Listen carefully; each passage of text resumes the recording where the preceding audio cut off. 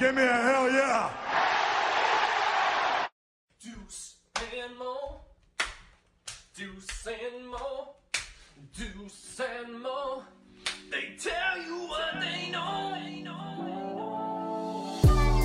Do it for Deuce and Mo. Deuce and Mo. Hey. Do it for Deuce and Mo. When it comes to the Kings, it's my favorite show. Do it for Deuce and Mo. Deuce and Mo. Hey. Do it for Deuce and Mo. When it comes to the Kings. Big hopes and dreams as we cover our kings. Never cover the kingdom, but we loving our kings. And we covered your prayers as we doing our thing. Big Deuce with the par, Lil Mo on the screen. Solo or together, still do it for team.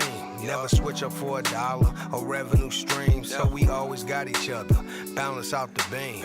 Deuce and Mo, and that's the end of the thing. So do it for Deuce and Mo. We are live! Yeah, happy Monday nights. Recording this outside. What are you doing back outside again? Well, we were supposed to do it from San Francisco at the NBC studios, but all the studios were full, so we drove back to Sacramento. How are we doing? Yeah. What up, Deuce? Oh, my goodness. Hey, Morgan. Hi. This team knows how to suck me back in, baby. How about those Kings? Let's go, Kings. Are you kidding me? Morgan Reagan, even Carlin is juiced. After tonight, I even had the wrong score up from the other night. How? Because we're doing stuff on the fly here, all right? So we'll change that so people don't... By the way, we'll be back into the Deuce and Mo podcast studios Wednesday night. Thank goodness. Super on excited. Wednesday night. We will. Oh, how about that update? Yeah. How sweet does that look? Back-to-back wins for the Kings. That's 3 in a row, but on the second night of a back-to-back, 3 games in 4 nights. They go take on the Pistons without Keegan. Monk goes down. Still no Laravia, and they come through because Zach LaVine was nasty. DeMar DeRozan, the old man, said, I could keep playing all night long. All Literally. night long. Dun, dun, dun. All night long. And how would he go from there? I actually don't know this song. Sabonis with a triple-double, running the offense through him again. How about DC? Devin Carter playing like a certified dog. Keon Ellis coming up big defensively. Even Trey Bay, too. It was a team effort. And all of a sudden, after it looked so gloomy against the Wizards, the Kings have responded with 3 consecutive wins. How sweet is that? How sweet it is to see the Kings win again. Yeah. See it one more time. If you've not done it yet, hit the thumbs up and subscribe. And, I know it's been a little weird. We haven't had fog in a while because the Kings won. They haven't been winning games. Correct. 2, we were in San Francisco. And now we're outside, which just puts us in a tough spot. So we will bring back fog when we can bring back fog. That means tonight, the old school fog music. Oh. And trust me, it's going to work because tonight, the Sacramento Kings did the improbable.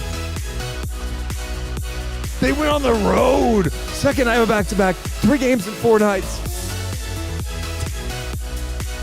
And you just wait, the fog is going to come and it's going to pour out. They go on the road and take on the big bad Pistons. They're playing physical, right? They're grabbing. Yeah. They're touching. Mm-hmm. But the Kings did not let down. They were down 18 points in this game. How about LaVine? He had 16 points at one point. Is back! How about you're outside so the fog is pouring? Give some love to the Sacramento Kings. The music went out already. Come on, one more time, Morgan. The Sacramento Kings down 18 on the road. 3 games before night. The said, give me the ball. Let me go to work. A game after 37 points and 7 of 11 from 3. He was 8 of 11 from downtown. He could not miss. Get out of his way. Tebow said, I want in on the action. Let me drop 37 tonight. DeMar Sabonis, certified stud, the toughness. A triple-double, and the Kings go 3 on the road trip when they look like they're dead. But this team will not let us give up. They get the job done tonight, 127 to 117. Drinking the fog because we're outside. I've never used the word. Yes! Oh. I am dying right now. I'm dying. How good does it feel, Kings fans? It feels so good, except the fact that we're outside. Oh, and you can't complain about the fog anymore, And can you? It's I dissipated, like that. huh? I like that. Hi, Bo. Holy shit. One, I like that. But two, I think it's so funny that because we're outside and it's 9 o'clock on Monday, we're trying to be respectful to like surrounding people. So doing fog while you're like half screaming. Well, you don't want to scream too much. Usually we have our headphones on and I can't hear the fog. All I was hearing is Dude, there was so much fog. Was that a lot? Yes. And I couldn't breathe. I do 3-4 hits of the button usually. I was holding that thing down while I was talking. The light just looked so cool. I was just embracing it. Maybe we should do outdoor pods just so we can do fog out. No. Okay. Appreciate you guys being here. And what a roller coaster ride it's been as Kings fans. Been through a lot this year. But man, these moments, after feeling so down at the start of this road trip, to feel a little high, whether it's from the fumes of the fog or this team, I accept it. It's no. It's a beautiful, fun feeling that I'm feeling tonight. So different than even last night's win against the Cavs. It's not just because they did it 2 times in a row, so it's like I feel better. When I say 2, I mean like 2 against 2 really good teams. Yep. I'm more saying what the resiliency, fighting through adversity, the effort, like the style, those things, and we'll break it all down, but those things that we saw within these last 2 wins, and then to see it again tonight on a second night of a back-to-back, shorthanded, fighting Monk through goes the fatigue. down. Yeah, I feel so happy, so excited after this win. And look, it doesn't shift my expectations tons, what they can and will do, but it is it re-excites me for the end of the season. Yes, it was looking lifeless. Oh, God. I know we got a lot to get to on the podcast, so we'll save some of this. I want to give a shout out to the people who are joining us live. Appreciate you, basketball sickos here. If you have not done it yet, hit the thumbs up and subscribe. Give me a hell yeah. Let's give some love to Scout. What is up, Johnny? What's up, Predator Kingdom? Morgan, say hi to Sean and Scott for me. Sean and Scott. Hey, Christy, by the way, huh? Hey, Christy. We got SD Reunion. Motor Man. Shout out to Swagman. He's a member for 33 consecutive months. Wow. Flying over the Pacific right now. The beam, here we come. Thanks so much to Adam for being here, and Tony, Dennis. We got Emily in the building. Robin. Emily was mentioning that the BoJack was like, what is happening right now? He's like, why is there smoke? What's up, JoJo? Appreciate you guys so much for being here. Dude, I'm so glad. Yes. I'm so glad we got fog. I'm so glad. What's up, Electric Bill? I missed it. I missed the fog. You did miss the fog. I You know did. what, though? I think you just liked it more because we were outside with it for it. Sure, I didn't have to breathe it in. It was fantastic. Oh, man. Oh, this team. This stretch. You're this so everything. annoying, but it was fun. Why are you even acting like that right now? I mean, they've annoyed us a lot. yeah. But it feels so good tonight. I still felt annoyed last night. I feel like You felt annoyed with the win over the Cavs? no. Like where I was just more annoyed. Like, oh, they've been so annoying. I You see, really I you see. get it done now. And tonight I just feel there's a different type of excitement with this win for me. All right. Well, let's start the podcast. Deuce and Mo, come down in 3, 2, 1. Hit my music. Deuce and Mo. Deuce and Mo. Let's try that again from the top. 3, 2, 1. Harmonize. Hit my music. Deuce and Mo. Deuce and Mo. Deuce and Mo. They tell you what they know. Deuce and Mo. Deuce and Mo. Deuce and Mo. The podcast that you know. Hey, welcome into the Deuce and Mo podcast, recording this on a Monday night. This team just knows how to suck me back in. My goodness. After an 0-3 start to the road trip, where it looked like they hit a rock bottom, the 30-point loss to Orlando, falling apart late at Indiana, and following that up with an ugly game against the Washington Wizards. The Sacramento Kings go to Charlotte, handle business. They followed it up with an awesome win against the Cleveland Cavaliers, who are trying to get the number 1 seed in the East and a great home team.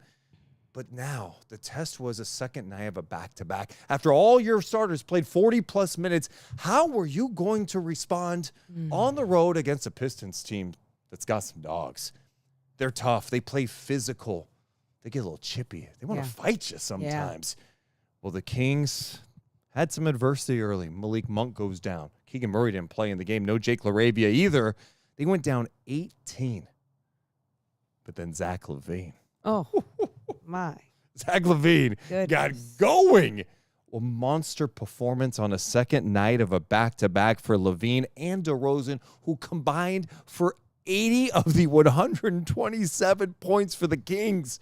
DeRozan had 37. LaVine had 43, including 8 of 11 from downtown, and at one point, 16 consecutive points on his own. And the Kings go on the road, finishing the road trip on an absolute high. The final road game of the regular season. It's a 127-117 win over the Pistons. And this podcast is presented by our friends over at Sentivo Vineyards and Winery. I'm Deuce Mason. That's Morgan Reagan. How you doing, Mom? I'm doing good. I'm doing great. And I want to start with talking about Zach LaVine first and foremost.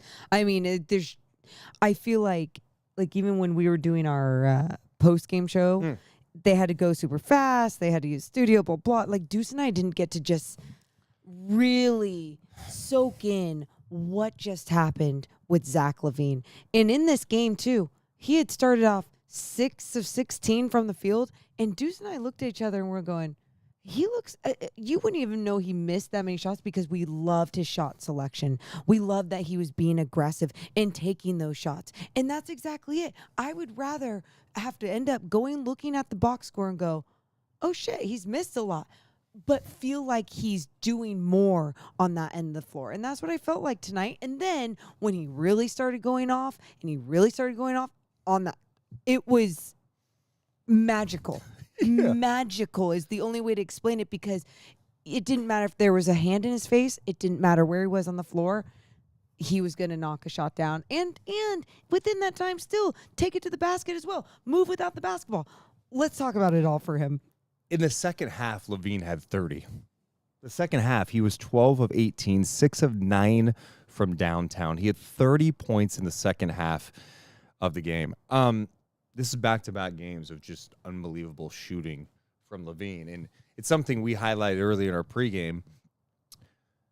His connection with Sabonis, like, it's starting to heat up a little bit. It's percolating. They're starting to learn each other. And one thing that I think gets lost in this whole conversation about things, and who knows what it means long-term for the Kings and that partnership with all these guys on the team. Okay, there's a lot of unanswered questions. But there's no doubt about it that Sabonis missing 9 games in March sets you back from a chemistry standpoint, learning guys. And he and LaVine need to be able to work together. There's a stretch where, like, Sabonis is averaging like 3.5 assists per game over a decent amount of games. And you're like, this is not the Kings. It's stagnant. They're not playing fast. It doesn't look like anyone was having fun.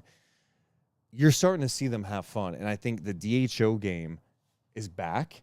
And with LaVine, it is so lethal. When you go into dribble handoffs, are you good? I'm great. Okay. Sorry, the dogs were over here doing who knows what. Who cares?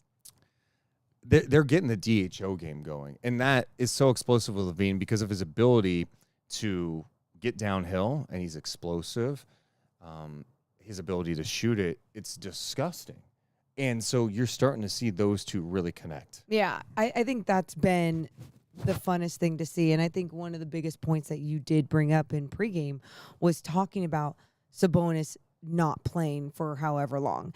And I said this to you on the way back from the NBC studios just now. I was like, when they play basketball like this, you're just kind of got like, God, why couldn't they figure this out a little bit sooner? I even went back to the trade deadline. I go, sure, you're not going to figure out right away, but they're good enough to figure out more. And then when you mentioned the absence of Domas, and we also have been talking about how important he is to this team as just like an anchor on both ends of the floor.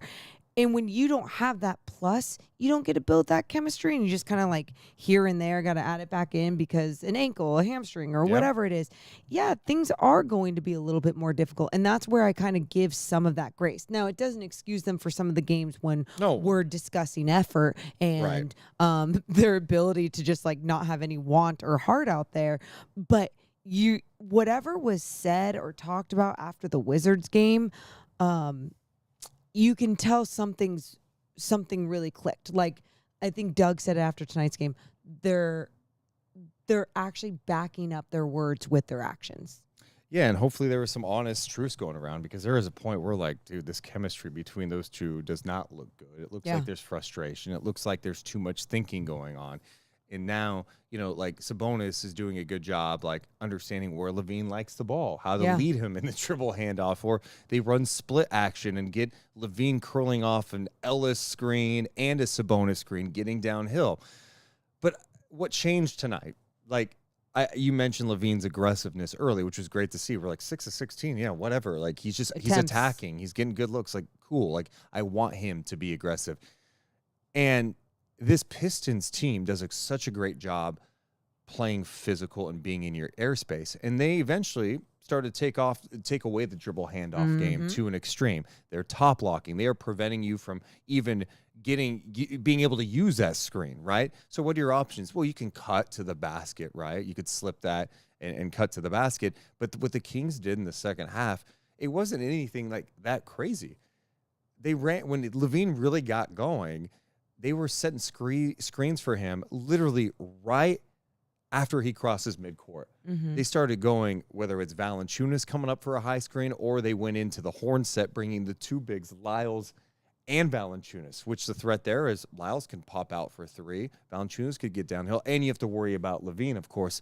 And LaVine got so many great looks because of it. Yeah. The Pistons had no answer. Well, and it's just so great to see that the Kings have been making these adjustments for one another.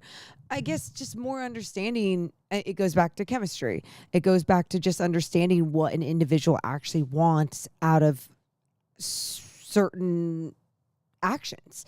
And how many times have I said to you, like, oh, Zach LaVine doesn't like physical contact, like coming off strong off a DHO off of someone's shoulder, like what?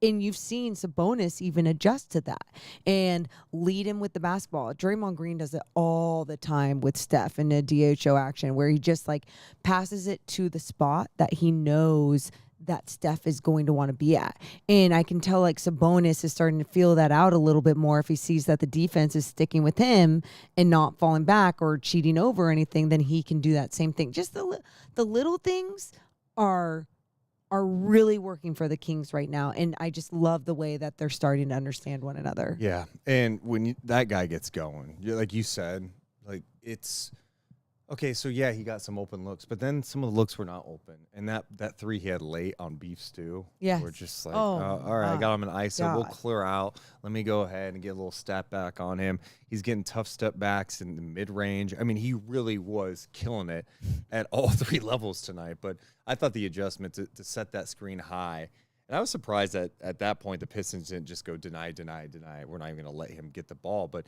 when he's bringing up the ball, and then they're setting those two high screens. Yes. Whew. Carlin's trying to eat a stick, so we got to take that way. By the way, for the YouTube people wondering, where are you guys at? Why is your camera so shitty? We're doing this on the laptop outside. The studio will be back in order coming up Wednesday after Kings Nuggets. So anyway, we're just working on the fly here, a little outdoor pod. with a lot of fog. But LaVine's shot making, I mean, it was just watching a performance like that. When they showed Valanciunas with his hands on his face, like, what? I mean, I was doing the same thing in the studio. I'm like, is this shit for real? Macaulay Culkin status, you know? Yes. Yeah. It was crazy. No. So he ends up with 43 points, Morgan, 16 of 28 shooting, 8 of 11 from 3 for LaVine in 45 minutes. This is after he played 40-plus last night against the Cavs. You asked DeMar DeRozan after the game, like, have you ever seen Zach LaVine on a heater like this? And he's like, yes, you know, like, obviously I have. I almost wish these dogs are just insanely happy right now and crazy. And he's just like, yes, I totally have. And then at the end, you're like, okay, your legs have got to be tired, right? And he said, we're dogs. And he's like, no, he didn't say we're dogs. Yeah. And then he started barking just like this. No, he was just like, no, like, I'm good. And it was just like, I could see at the end of the game, all of you and your damn legs were definitely feeling it. But you could just tell they loved it more than anything else. Oh, my, yep. There you go. There you go, Carlin. You're the star of the show tonight. Yep. Are you happy? Thanks for taking over. He's just really happy. We're back from the NBC studios. I'm going to stop you, bud. Yeah. Okay. It was cute a second ago. No, I got you. We're the stupidest podcast ever. Carlin's he's hyper, man. What can you say? Have a seat, Car. So stupid. Oh. Anyway, yeah, you're right. To do this on the second half back to back, we're spending last podcast talking about how, like, God, man, Doug really leans into the starters. They're going to need some from the bench. They did get some stuff from the bench tonight, but yeah, LaVine's performance the last 2 games. I mean, last 2 games, he's hit 15 of 22 from 3. Damn. Because he was 7-11 against the Cavs, 8 of 11 tonight. That's unreal shooting. And, you know, obviously you're not expecting this type of performance every day, but, like, I think the number is they are now 11-3 when he scores 22 or more in a game. And the reality is, like, this is aggressive. You need LaVine to be playing this type of version. He definitely has the extra pop. And I am curious what happened after that Wizards game, because the Wizards game, I think for this particular group, not for the season, because we've seen a lot this season, right? But for this particular group, that loss in Washington, that was a low point for this group. And you're going, how are they going to respond from this? And apparently they had, like, a team, I don't know if it was a meeting or a chat, just a event session. They have come out with a different level of pop on both ends. Yeah. And I think what impresses me most is to not only respond in the way they have, but, dude, the last 2 games they played without, in my opinion, one of their best defenders in Keegan Murray. Sure. A guy that they could have definitely used tonight and last night. And defensively, it wasn't perfect, but the effort was there. And with this group, that's what I got to see. I have to just see the fight. And I've seen the fight. Tonight being down 18 points. Give me their and doing offensive this. board number. What was that at? Oh, my God. Yeah, second chance points. They had 18 offensive rebounds You for guys. 25 second chance points. It was 25-13 second chance points tonight. This is against the Detroit Pistons that have their bigs playing, that play physical, that it's really difficult. They've been playing some good basketball together, right? The Pistons. And so for the Kings to come together and be like, okay, we might be missing Keegan Murray. We might even not have the length of Jake LaRavia. We have Malik Monk for 6 minutes in this game, and we still found a way to rally around one another and then get big in those hustle plays. I don't even understand how or why at the end of this season we had to be talking about some of those effort games like we had to. I don't It know. just- When it there's sucks. frustration, sometimes it gets to a danger point where, and you don't want it to get to that point at Yeah. all. I mean, it's not a good thing it got there. It's a good thing that they have responded in the last 3 games. You know, that Hornets game, I think all of us were looking at it like, oh, it's a Hornets, like they're not good and like end of the season. Yeah. But these last 2, sorry, you're not going to find me like nitpicking this game at all. Like, No. they responded in a major way, fighting through adversity. And I just think, like we mentioned defensively, but I think offensively, like, I've seen more DeMar DeRozan cuts in the last few games than I think I've seen for like 50, 60% of the season. And It's beautiful. yeah, so like just seeing those type of moments, I'm loving it. Two things I don't want to forget to get to. Yeah. Taking care of the ball in the second half, but then also still, like you just mentioned, with the DeMar DeRozan, still pushing the basketball. Yeah, that's the other Even late thing. in this game where it felt like there was a few possessions that maybe DeMar DeRozan was like dribbling over half court and we're like, no, I know you're up 7, but like keep playing fast. And it just felt like it was a few times where that adjustment was huge. I think one of the things that the Kings were going through a phase where they were not pushing at all in games. Yeah. Everyone was walking up the ball. Tonight, there are going to be moments you walk up the ball. You're on the second night of a back-to-back third game in 4 nights. Yeah. Everyone just played 40 minutes last night. They're tracking that way. Like, DeRozan ends up playing 37 tonight. But it's getting into their stuff. You know, the thing that was killing me was we're walking the ball up, and it's either going ISO or there's uncertainty, and they're standing around. I can't have standing around. No. And to see this stretch of games now where Sabonis is clearly feeling better. Yeah. Coming off the injuries he was dealing with. They're running more stuff through him again, going through that DHO game that they abandoned for a stretch, but they're not just relying on it. And, like, tonight's a good example where a team literally is like, we're taking it away. And the Pistons do a good job of that with their guards. Like, Schroeder's going to be all over you. Cade Cunningham's, like, he's got good size. He's going to be all over you defensively. Sasser is a dog defensively. Oh my God. When you have that, and even like Malik Beasley, who's not known for being a good defender, he brings a certain level of effort out there Or on the defense. physicality. Yeah, and so that's just how they play. Yeah. So to adjust from that and then to respond the way they did in second half was fantastic. And like the turnovers, they had, I mean, the number wasn't crazy. They had 8 turnovers at the half. It wasn't crazy, but the fact was like the Pistons had 1. And the points of turnovers, I think, was like 16-0 in favor of the Pistons. Yep. And that was not a good mark. Well, in the second half, Sacramento has 4 turnovers. The Pistons only scored 2 points off those turnovers. Meanwhile, the Pistons in the second half had 8 turnovers. Yeah. So you did a much better job of forcing some turnovers, playing with that physicality. And in addition to that, you took care of the rock. You played simple basketball. You knocked down shots. You got second chance opportunities. It was a great win. It's one of my favorite wins There we of the year. go. Honestly, this is one of my favorite wins of the year. Okay. If Well, I put this one, what was the other ones I had? You've had You got to many. remind me. You've had many. The Cavs, the The first Cavs first one. Cavs one. Yeah. The win at Boston. What do you feel like the Kings did so well defensively, especially in that second half, to like force some of those turnovers, disrupt their game? Like, what was it? Maybe Devin Carter, was it? Well, Like, again, Keon and Devin. I mean, even Trey. Yeah. Trey played well defensively Yeah. the last couple of games. Like, it's a lot of it is about that type of effort. I thought Keon brings it every night defensively. And, Sure. you know, talk about a tough matchup. Like, ideally, you do not have Keon Ellis guarding Cade Cunningham No, you'd because have there's just Keegan. a size advantage. You would have Keegan on him tonight, right? And so Keon's like tasked with trying to deal with that, trying to make sure he's in rotation, making sure he's a menace like he always is with deflections. He had 6 against the Cavs. I don't know what he had tonight, but he had 3 steals tonight. I thought Keon was impactful in his 37 minutes, just being in the right spots defensively. And then like Devin Carter, the energy he brought, especially in that second half, well done. he's picking up full Well court. done. He had to deal with Cade, and like Cade was bullying the He was getting thrown to the Dude, ground. Devin Carter hit the ground so many times. Like, he was taking bumps. Yeah. And you know what he did? He got right back up. There was no Literally. complaining. There was no, like, arms up at the – and that's another thing that I think was impactful. Like, the Pistons were getting irritated with the officials. The Kings just played. They just played. Devin Carter is getting mowed over. He's getting blown up on a screen.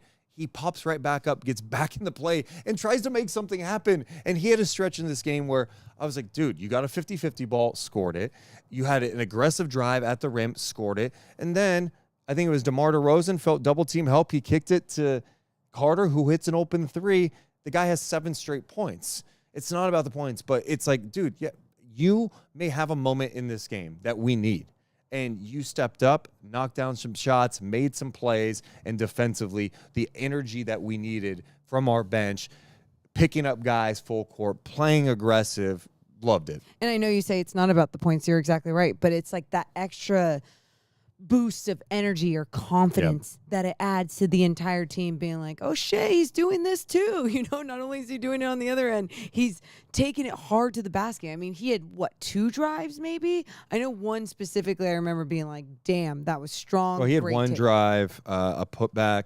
Yep. Off a 50-50 ball in the 3. The I 3. Those Okay. 7 points. Yeah. So yeah, and then he took another 3 and he missed it. But I remember I was a talking good about look. it. We were just like, hey, he was open. Yep. He made one already. It's not like he's just like the shot selection wasn't awful or anything. So no, it was so great to see in that third quarter the turnaround from the Sacramento Kings. And that the turnaround looked effortless in some ways. And I say that like it looked like they were a team that has done that before or something. And that was where I was just, I think, the most impressed, where it didn't feel like, yeah, they're just finding it all of a sudden. It was like the body language, the way that they were carrying themselves, like, no, this is what we're supposed to do. Well, this is what we're capable of doing. They outscored them 65-45 in the second half. They held the Pistons to 40% shooting in the second half. We mentioned they forced 8 turnovers in the second half. This was after a first half in which they gave up 72 points. I thought the swing to me, the Pistons could have easily scored 80+ in the first half. Yeah. And they were getting some great, what they've surrounded Cade this year with shooting, Beasley. I mean, they give this guy a 1-year, $6 million deal, had kind of an up and down stint last year in Milwaukee. He's made over 300 threes this year. 300 threes. Yes. He's an exceptional three-point shooter, a great catch-and-shoot three-point shooter. So you surround, and Cade's healthy, right? And Cade's such a challenging guard because of his size and his ability now. Jalen Duren's making plays, right? Like that two-man game between those two is really nice. And then you've got shooting around them with Tim Hardaway, Beasley, energy with Sasser. They're constantly moving, right? So they're a challenge to defend. The point I'm making, they gave up 72 points at the half, but the Kings closed the second quarter on a 14-6 run in the final 4:35. Zach LaVine They held them to 6 points in the final 4:35. And for me, that was the start of it. So all of a sudden, you were down 18, but you close the gap and you're only down 10 at the half. And it's like, okay, if we can come out with the right approach, force some turnovers, run our shit, we're gonna have we're gonna have a chance tonight. And sure enough, that's what happened. Good shit. Really good shit. Damn, I forget what I was gonna say. It was not the 72 points, not the end of the second. Oh, that's what I was gonna ask. Duren, what did he end up with? Jalen Duren ended up, 6 points, 9 rebounds, 6 assists. He had 5 fouls, and I think at the half we were looking at triple double watch. He was, because you know what? Let's see here. In the second half, what did he do? That's why I asked. Jalen Duren in the second half had no points, no assists, and 1 rebound. Insane. This guy averages a double-double, right, on the season, but we keep talking about him in that 2-man game, especially with Cade, what he was doing. He had 4 assists early, I think it was, and 3 of them were to Cade and 1 to Hardaway Jr. Yep. And I remember just being like, oh, shit. Like, he is in his bag. He's feeling good. Triple-double watch. Kings adjusted, slowed his game down. The next guy we got to talk about, DeMar DeRozan, just an awesome display of offense tonight. And it didn't feel like, one of the first plays of the game, he's got the ball, and Asar Thompson literally just rips it away, and they takes it to the rack, and you're like, is this what it's going to be tonight? Yeah. Holy shit, this is going to be bad. DeMar just literally getting to his spots, but doing it with movement, and he didn't really care who was on him. He felt confident he was going to get good looks, and that's what he did tonight. I mean, 37 points. He got a lot of these guys in foul trouble. Thompson, Fontecchio. He made Fontecchio. I mean, he went at Fontecchio a few times, but pump fake, get them in there. He was hunting all the matchups he could get, but it was in the flow of the offense, and that's what I always talk about with DeMar, because people get on him like, oh man, he shoots a lot. It's like, no, he's one of the best scorers we've seen, in this generation. He's a good scorer, but what you want it is in the flow, right? You want to set him up. Doesn't need to You be want forced. him coming off a screen. You want him cutting. Moving. Because if he's moving to get into that position, it's just going to make the defense shift for even a second and think for even a second. And that's what you're so right. That's what was happening in so the many two-man possessions. game with him and Sabonis, whatever. And then a lot of times even it felt like the Pistons weren't throwing that double at him right away. So then he was like, okay, I'm going to do my thing. Turn around, bop. Turn around, bang. Turn around, shot. Like every single time it felt like man. It was so beautiful and it was so dependable. Yep. That was the other thing. It just felt like, it wasn't taking everyone else out of their game for him to excel at his. He ends up with 22 points in the first half, finished the game with 37. He did it on 14 of 26 shooting, 8 of 10 at the free throw line, too. Yeah. So, pretty work. Dude, he was so awesome. He was a lot of fun to watch. He dropped the too small on Schroeder. He dropped it too small. I feel like there's been games this season where, even in wins, where we've seen his shot attempts and him just go off, and we're like, yeah, it was good, but the style still just wasn't as fun to watch as like team basketball wise, right? Like it didn't feel together. The last 2 nights, it has truly just felt together while he's still being able to excel at what he does best. And I mean, same goes for Zach LaVine, and then obviously Domas Sabonis. Man, we haven't talked about that guy enough. Sabonis. Yeah. 19 Triple-double. points, 15 rebounds, 10 assists tonight. He did on 7 of 12 shooting. He was 5 of 5 at the line. Sabonis ended up tonight with 2 turnovers. So that was another nice mark for him. Yes. But I do, for him, he this is like 3 consecutive games where he took someone off the dribble. Last night it was Jared Allen. It was Diabate in the Hornets game. Tonight I think he did it to Duran once. And it's like, okay, I asked for it after that Hornets game. I'm like, okay, if you could do that against Diabate, can you try that against other guys? If you've got that type of move off the dribble, like I want to see more of it. You can be more dangerous. And I feel like he's been more aggressive on that front, looking to attack downhill. Like, no, I'm going to go at some of these guys. And, Duran is, inconsistent defensively. Isaiah Stewart, super strong, but he struggles with some of these bigger guys. What do you make of how Sabonis has been playing the last few games? I mean, we talk about his importance throughout the year, but then there was that small stretch coming back from injury where it felt like, ooh, he doesn't look the same, right? And I just feel like he's done a better job, just like everyone else. Like we just mentioned with DeMar, everyone's being like, this is what I excel in. Let me work. Let me do it like this. Let the offense go through me first. Let it go through this, whatever. And he's demanding that in certain ways, which is kind of forcing people like Zach LaVine to move without the basketball, forcing DeMar DeRozan to move and get into an action before actually just getting the basketball. And going to work and doing his thing. I think even on the defensive end, just what he's been able to do with his strength as of late, because that's something we talk about every season with him. But again, seeing that little bit of the dip, a little bit of the lull, it was just like, okay, what's happening? I feel like he's feeling back to normal right now. And I think if he starts knocking down some threes again, like he was earlier in the year, I think that'd be the complete package. He didn't end up taking one tonight, but he didn't need to. It's Zach. No, so dude. I know it's fun when any guy gets on a heater, but there's just something about LaVine's when guys can shoot it that well, and it's such a pretty shot. You're in awe. It's like, okay, pure. It's one thing when a guy's like catch and shoot, hitting open threes, but when a guy's just like hitting step backs and hitting when the defense is good. Like there was one where like Schroeder was trying to play him and Malik Beasley comes over to help, and you're looking at it looked like LaVine maybe was fading to his left a little bit, and you're like, I don't know about that one. Yeah. It goes in, you're like, geez, this guy, he's just feeling it. He was absolutely on fire. Just in rhythm throughout the entire game.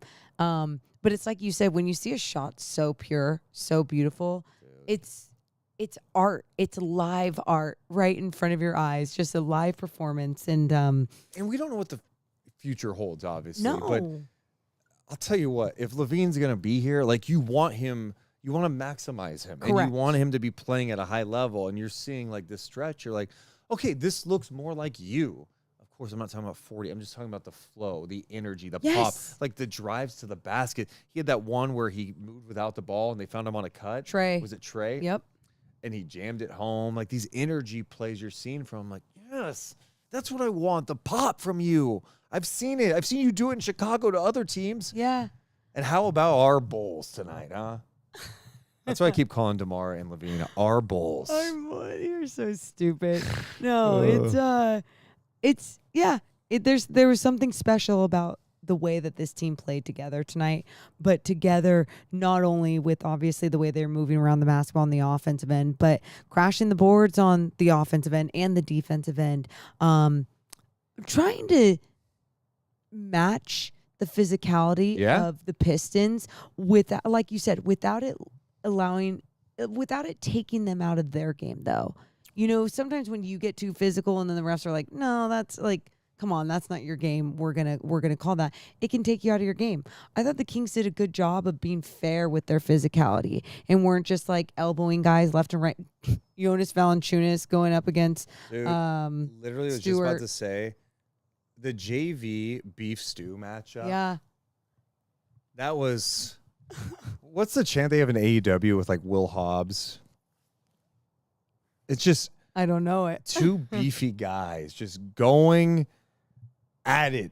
Didn't Doug say after the game, like, if you had mics on them in that part, like the way the noises that were down there's just two grown men just like going to work, doing what they needed to do. Yeah, dude, at one point there was a Will Hobbs match in AEW where the fans were chanting "Meat Forever."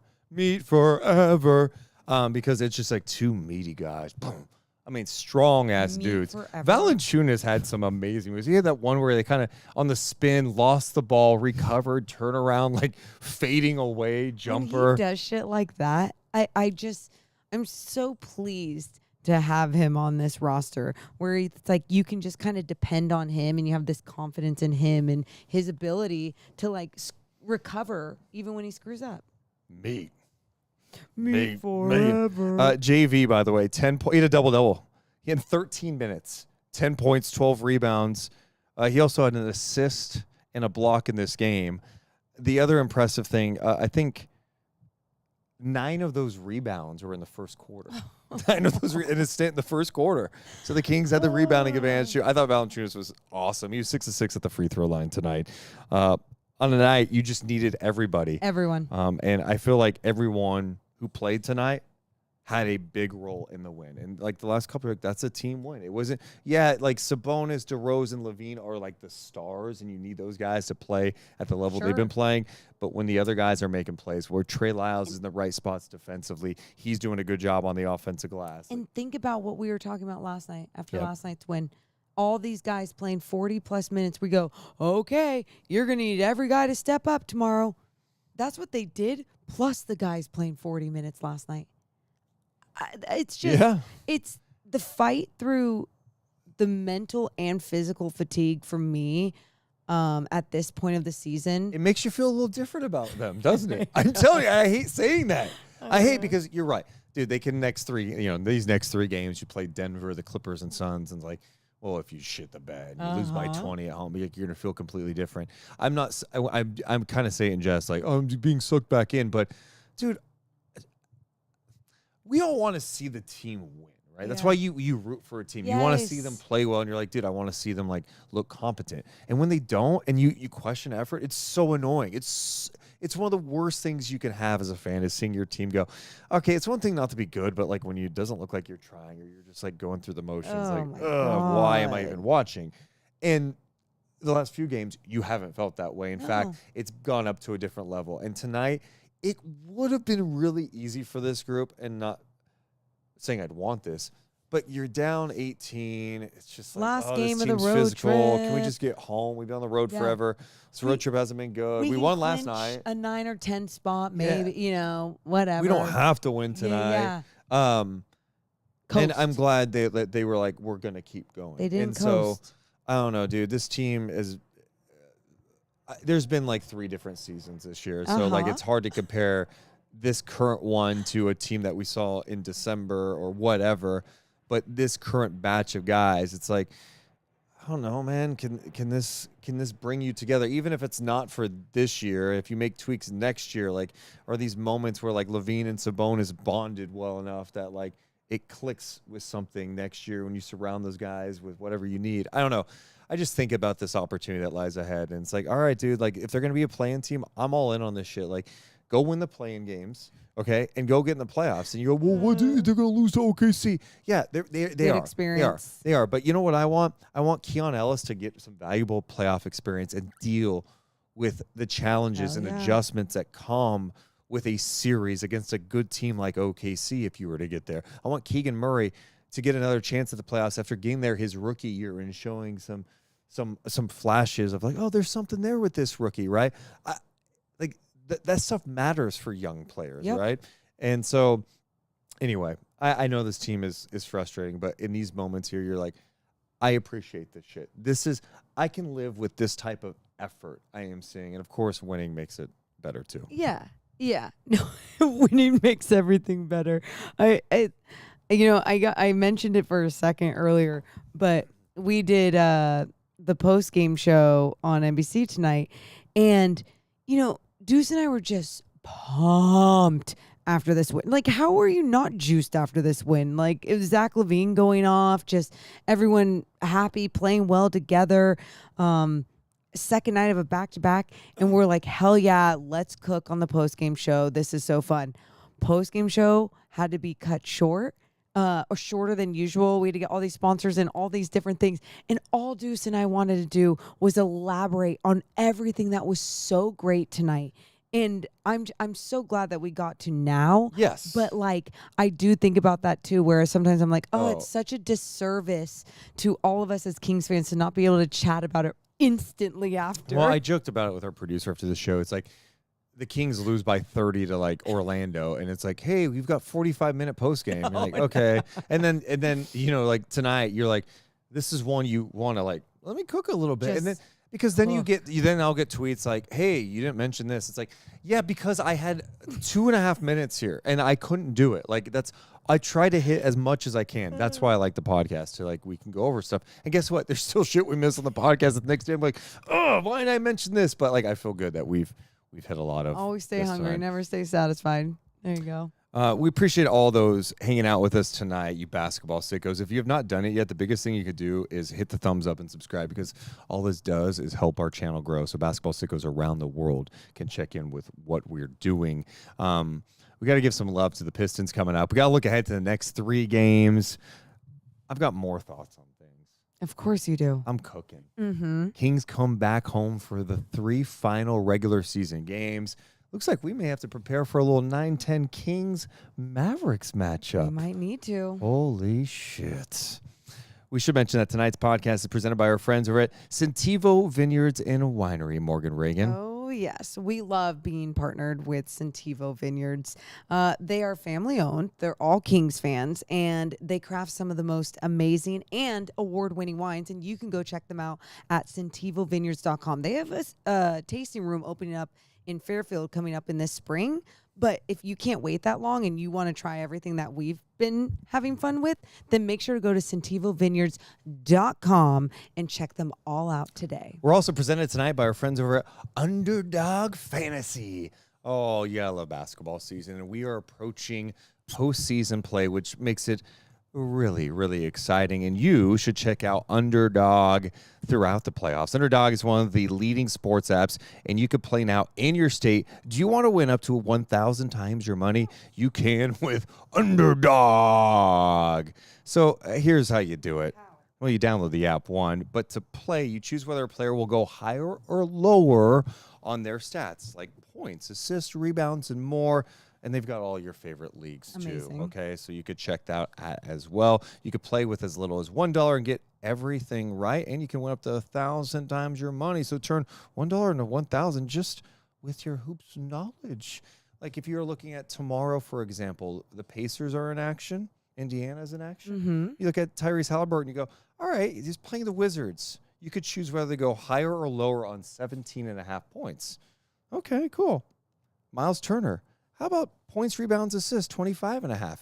That makes it fun. Just go check Amazing. out Underdog today, Morgan Reagan. Download the Underdog app and sign up now using promo code DM Podcast to unlock a special offer up to $1,000 in bonus cash when you make your first deposit. Join in on the fun when you sign up with promo code DM Podcast. Claim your special offer today and get to $1,000 in bonus cash instantly upon first deposit. Morgan, you must be 18 plus, 19 plus in Alabama and Nebraska, 19 plus in Colorado for some games, 21 plus in Massachusetts and Arizona, and presented in a state where Underdog Fantasy operates. Terms apply. Void in Colorado. Concerned with your play? Call 1-800-GAMBLER. Visit ncpgambling.org. In Arizona, call 1-800-NEXT-STEP or text NEXT STEP to 53342. In New York, call 24/7 Hope line at 1-877-8-HOPE-NY or text HOPE-NY.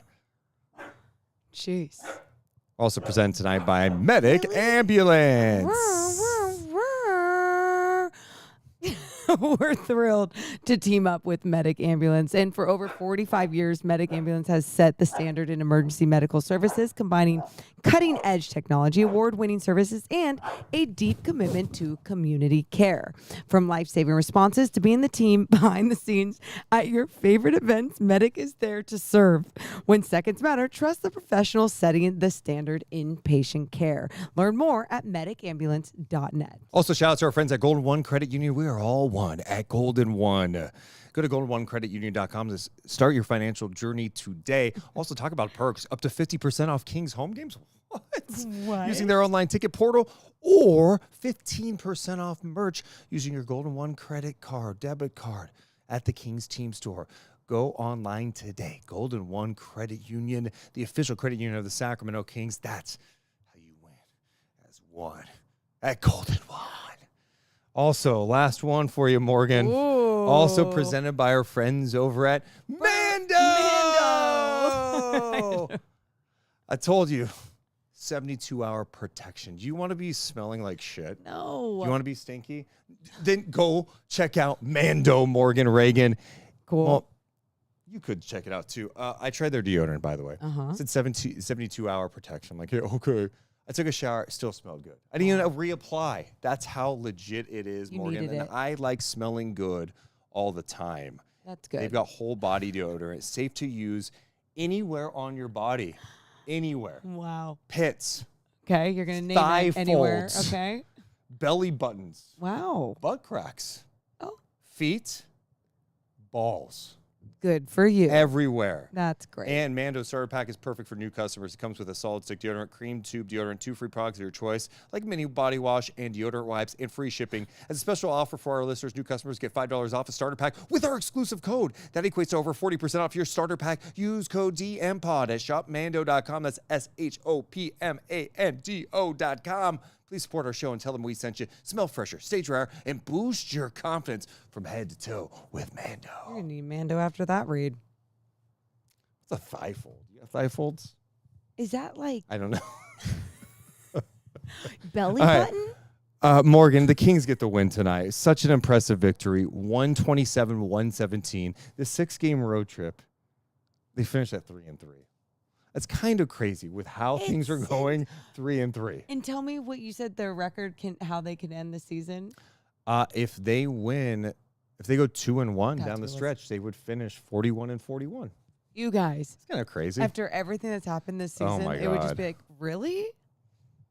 Really? Insane. Yeah, a 3-3 road trip though, especially with how disastrous it started. I mean, for it to end that way, just what a relief. Yeah. What a relief. Yeah, if you were to sign up, you could have the first 3 or the last 3. Yeah. Wouldn't you take these last 3? I guess you kind of would. As we just try to make ourselves feel better about shitting the bed the first 3. Are we making ourselves feel better? No, I just like the response. And that's Yeah. what I love. And now I can't wait to see how they respond. By the way, shout out to the Pistons. Like, this is the best story in the NBA. And I don't know that it's getting covered enough considering this team won 14 games last year. Considering this team literally last season had a 28-game losing streak. Insane. And you go 14 wins to 43 this year. I think after tonight, a game out of the 5th spot. No other team in NBA history has ever tripled their win total from one year to the next. One, because that's insane, right? I read that in the One. Detroit Free Press, and I'm like, that is insane. And because you think about some of these jumps, the turnarounds teams make, like back in the day, when the Celtics landed Ray Allen and Kevin Garnett, they made a drastic jump. Well, yeah, of course they did, okay? When the Suns added Steve Nash in free agency, when he left Dallas, they made a big jump. Nash had a big impact. The Pistons didn't, like, do anything crazy like that. Yeah. Cade Cunningham got healthy and better, turned into an all-NBA caliber player. They add Malik Beasley, Tobias Harris, Tim Hardaway. Guys, you're like, oh, I don't know if you're going to win with these guys.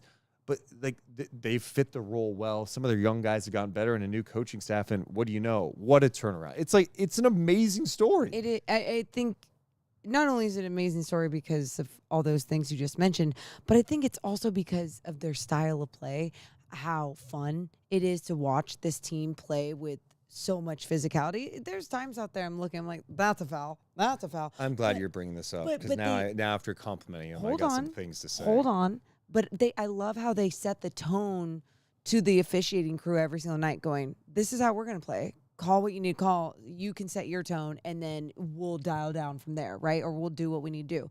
But my point is in their overall style as a team, they play so hard. And to see that type of basketball translate into winning basketball, especially after all the shit basketball that they played last year, I really, really enjoy the story because of that too, or the angle because of that. I feel like you could hear the on-court discussions a lot tonight. And I think JB Biggerstaff was telling the officials at one point something about like how soft this league has gotten. And I'm like, okay. As You these guys are are like throwing people down. You guys are like grabbing guys on their jersey, grabbing their arms. And by the way, I'm not complaining about this, but you're going to get called for some fouls. And he's done this a lot where he's talked about the officials and like, I can't believe some of these calls. I'm like, dude, you guys play really physical. You guys get away with a lot of shit. Yeah. And that's fine. But like, why are you complaining? Well, Like, I mean, I get it. I don't get why you complain, but at the same time, he's just a competitor. Yeah. That has a different perspective of what they're doing out there. But what's deemed a foul in this league in today's game is deemed a foul. Yeah. And sometimes they're still getting away with it. And I like when the refs let some things go because it does create a game, a product that can be super enjoyable. And the refs would maintain we don't let things go. It's either a foul or it's not.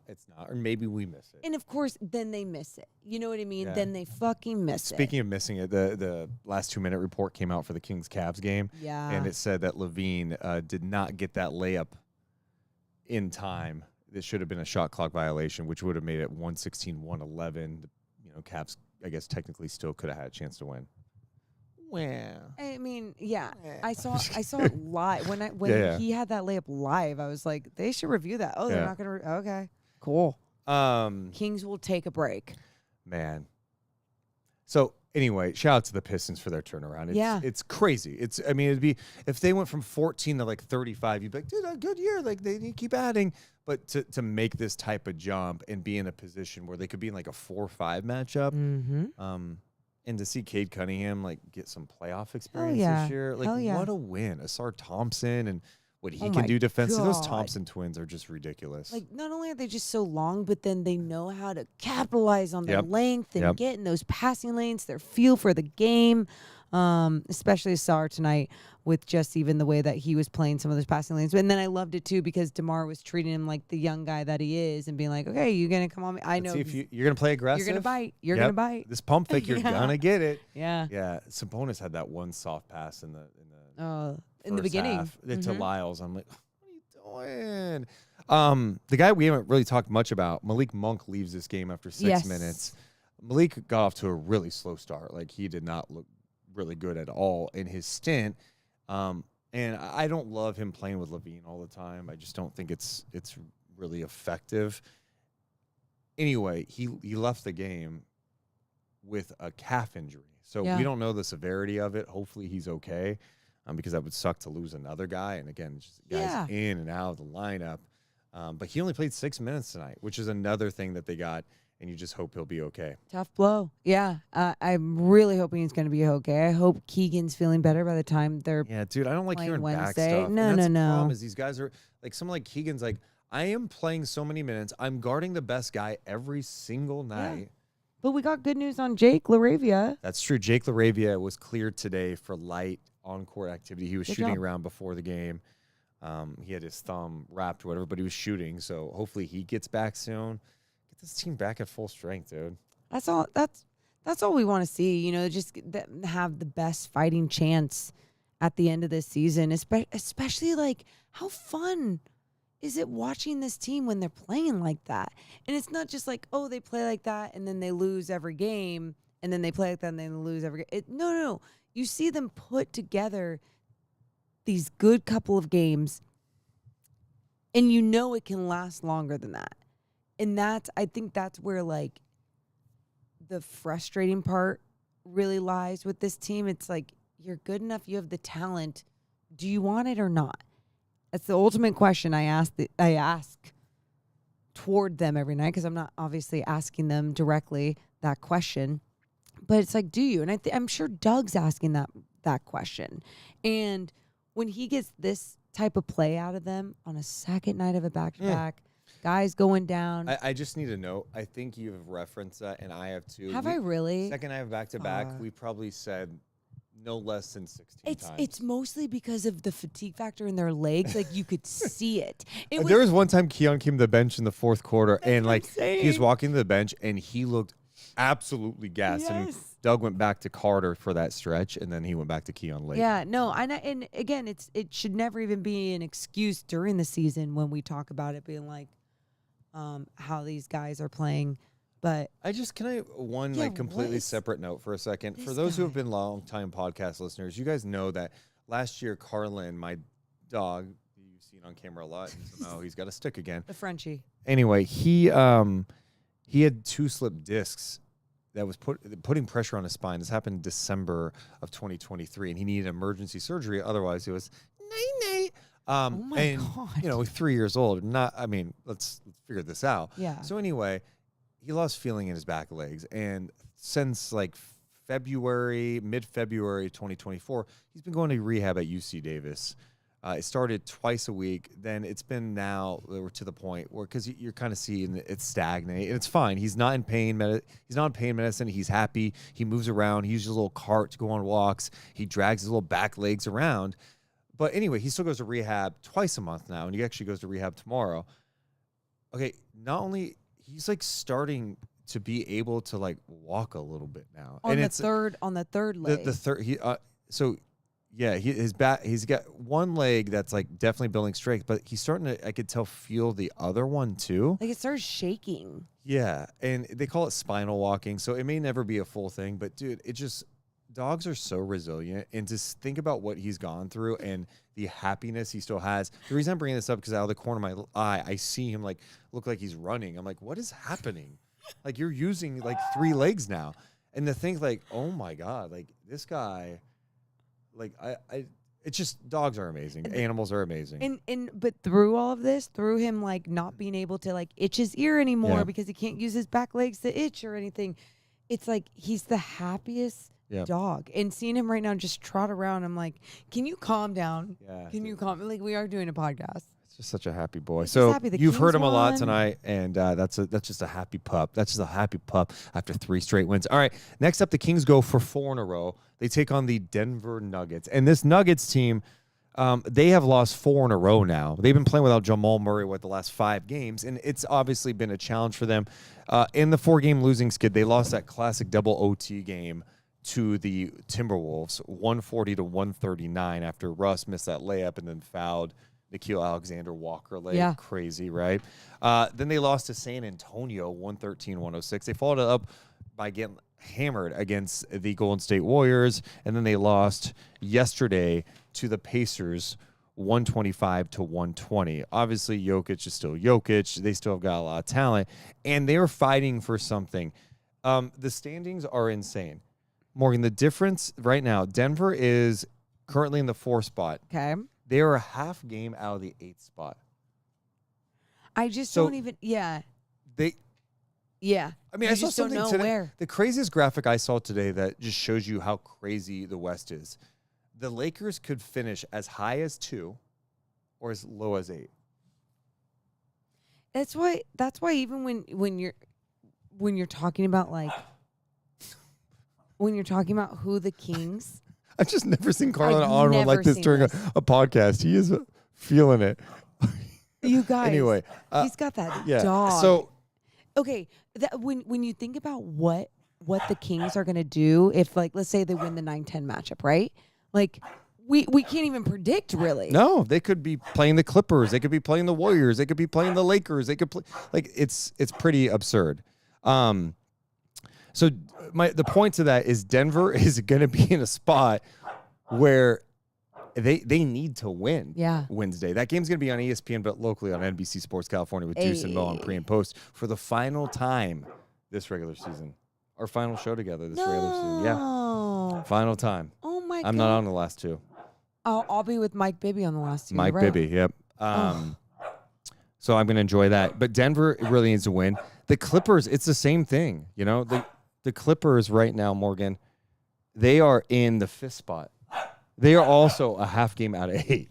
So these next 2 games are going to be huge for the Clippers and the Nuggets to try to establish. They don't want to be in the play-in. You do not want to be in the play-in, right? Yeah. Especially if you're Denver or like one game. Yeah. No. So the whole point to this is going to be a challenge. I can't wait to see how the Kings respond. Me too. I want just give me that same fight. Give me that same level of intensity. I'm re-energized. Yeah. No, and like not with expectations. It's fun, yeah. But, you know, just Right. like I'm re-pumped. Like, let's see what they can do. Yeah. That dog. I haven't acknowledged the chat enough tonight. We appreciate you basketball sickos for being here. Shout out to Scott for donating $1. Appreciate you guys so much. I haven't acknowledged it because I feel like 90% of it has been like 4 people like talking about Keegan Murray. One guy just like, you know, being a troll in there. And it's like such a bummer because I want to acknowledge the chat. Yeah. But I do appreciate all those people who are just trying to talk about the game too. Aw. Let us know how you're feeling about things. Let's get the final thoughts. Yeah, final thoughts. I am, this stretch has been so weird with Kings basketball. It's been so weird with, like, being on the road, 3 games in 4 nights, all these different dogs barking tonight, the podcast, like, not being in its home base. I'm so excited for Wednesday to see how the Kings react and to see us back in the podcast studio. My final thoughts, dude, if you're going to go down swinging. Hey. And whatever happened after that Wizards game, this group has stepped up. Yeah. And I want to see that same level against Denver. And even if you get down, keep going. Keep going and keep fighting. That's all fans want. Like, just give us that fight. Give us that effort. I can respect that. These games that get down the stretch are going to be tough. You just need one. You need your magic number, I think, is 1 now. So Phoenix could lose tomorrow and you clinch a play-in. So you're likely going to be in the play-in, but you want to have that home play-in game. And more importantly, I think you want to have some momentum. And so if you can lock in the 9 spot, feel good. Hell, maybe that final game on Sunday, you don't need to play your starters, honestly, because it may not matter. And you just rest up and get ready for a massive play-in game against the Dallas Mavericks on your home floor. But I just mainly just want to see them build off this. I hope this is them getting ready to play some of their best basketball of the year and make shit interesting. And let's have some fun talking about it. Embrace it. Like we cannot be mad if your team is winning, okay? And no, doesn't mean that the future is all great and cheery and like, yay! Oh, your draft pick, yay! This is so good. No one's trying to sell you on that, but be present in the moment and enjoy. Like, all right, there's gonna be some meaningful basketball played. Some young guys could be playing some meaningful basketball. What's the other point? Like, what otherwise is the point of like being here and investing time and watching, these games and watching this sport? It's like, and watching your team. I love this feeling tonight, and I hope it can continue through the rest of the season. And also, thanks so much for KL Sounds donating $2, saying, love the show, Deuce and Mo. Well, we appreciate and love you. Thank you, guys. I think our Simply the Best Player of the Game, presented by Northwest Exteriors, is pretty simple, too. That's our last thought. Zach LaVine. Zach LaVine. Yeah. Zach LaVine. And the audience agrees. 75% of people have voted for Zach LaVine. Well, also, Rabia, thanks so much for the donation. She says, don't know how else to reach you, but thank you for the Twitter shout-out. Yeah. shout out to Robbie, huge Kings fan. Amazing. She made a jacket for Malik Monk, and she was at the game a couple weeks back in Sacramento, and she spent hours on this jacket, Yes. okay? And so she was going to give it to Malik. Malik was like sick for that game. Anyway, I'm on Twitter today, and I see Malik Monk is wearing it before the game. Rocking it on his Rocking way. it. And he like, I mean, he may never he's- wear it again since he hurt his calf after wearing it. I mean, I don't know. He may never wear it No, again, but just true. Like, what a cool moment Dude, for so Rabia, cool. and obviously Yep. for just even Malik Monk, the way that he loves art, but also appreciates the fan base Yep. and just so many other things. Just really cool to see that all go down. all right, I know I dropped like 18 final thoughts, You but did. It's you know, okay. last second stuff coming through. In the YouTube comments after, let us know how you're feeling after this road trip, after 3 straight wins, after what you saw before. Where are you at mentally? How are you feeling about things going forward, about the play and all that stuff? Let us know in the comments below. We'll talk to you there, and we'll be live again on Wednesday. We love you guys. Oh, so much, but we got to go. You all have a wonderful rest of your night. Thanks for being here. See ya. Deuce and Mo, Deuce and Mo, Deuce and Mo. They tell